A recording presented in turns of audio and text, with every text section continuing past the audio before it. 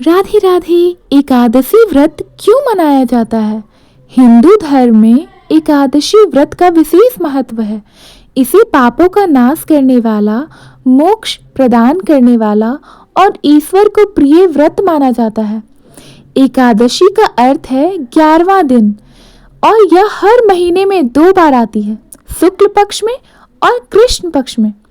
इस व्रत के पालन से केवल मनुष्य को पुण्य प्राप्त होता है, बल्कि यह जन्म जन्मांतर के पापों से भी मुक्ति दिलाता है।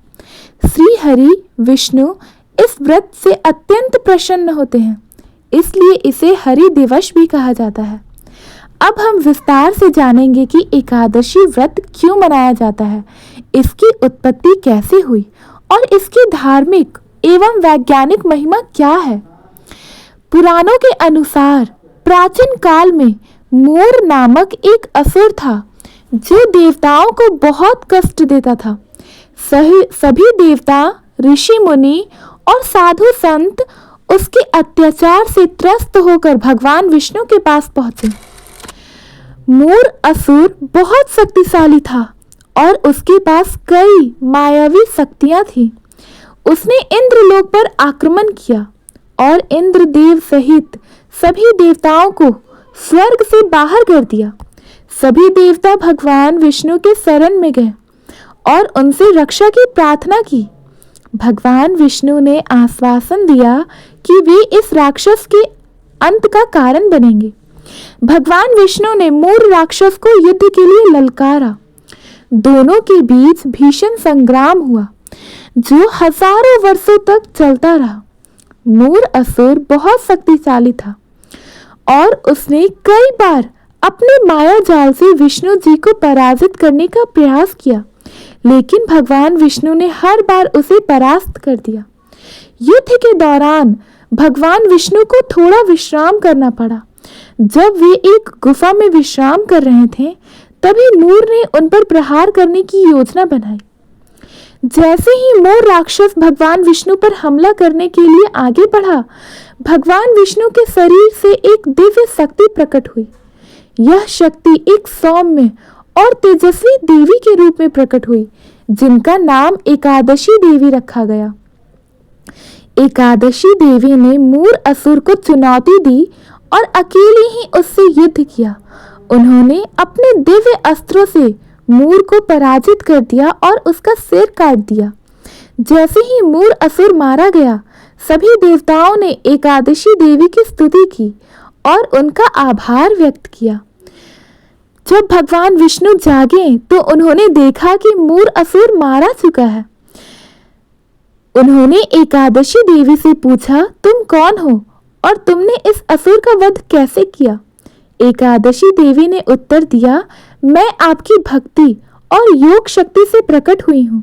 मेरा नाम एकादशी है और मैंने धर्म की रक्षा के लिए इस असुर का वध किया है। भगवान विष्णु एकादशी देवी की भक्ति से प्रसन्न हुए और कहें, जो भी मनुष्य श्रद्धा से तुम्हारा व्रत करेगा उसे मोक्ष प्राप्त होगा। यह व्रत सभी पापों का नाश करने वाला होगा और इसे करने से मेरे भक्त मुझे शीघ्र ही प्राप्त करेंगे। इस प्रकार एकादशी व्रत की शुरुआत हुई और इसे भगवान विष्णु का प्रिय व्रत माना गया। पुराणों में कहा गया है कि एकादशी व्रत करने से मनुष्य के सभी पाप नष्ट हो जाते हैं। जो भी व्यक्ति श्रद्धा से एकादशी व्रत करता है, वह मृत्यु के बाद विष्णु लोक को प्राप्त होता है। एकादशी व्रत करने से मानसिक शांति और आध्यात्मिक उन्नति होती है।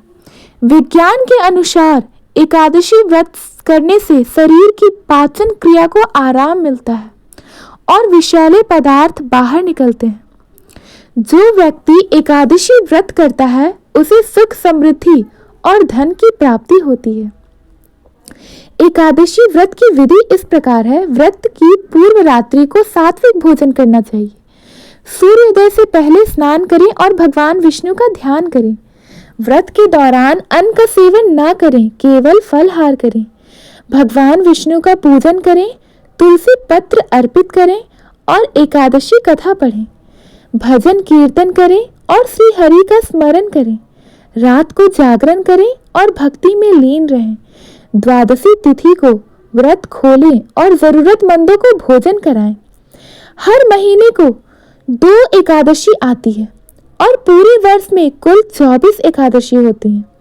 पुत्रदा एकादशी संतान प्राप्ति के लिए होता है। निर्जला एकादशी सबसे कठिन और पुण्यदायी होता है। कामदा एकादशी सभी इच्छाओं को पूर्ति करता है। मोहिनी एकादशी मोह माया से मुक्ति दिलाता है। योगिनी एकादशी सभी रोगों से मुक्त कराता है। देवशयनी एकादशी चातुर्मास की शुरुआत होता है। पापम कुशम एकादशी पापों का नाश होता है। वैष्णवी एकादशी भगवान विष्णु की कृपा प्राप्त होती है। देव प्रबोधिनी एकादशी तुलसी विवाह और चातुर्मास का समापन होता है। एकादशी व्रत भगवान विष्णु को प्रसन्न करने, पापों से मुक्ति और मोक्ष प्राप्ति का सरलतम उपाय है। यह न केवल आध्यात्मिक उन्नति देता है बल्कि स्वास्थ्य और मानसिक शांति भी प्रदान करता है। जो भी व्यक्ति श्रद्धा से इस व्रत का पालन करता है वह जीवन में सुख, समृद्धि, शांति और मोक्ष को प्राप्त करता है। ओम नमो भगवते वासुदेवाय नमः। हरि शरणम गोविंद शरणम।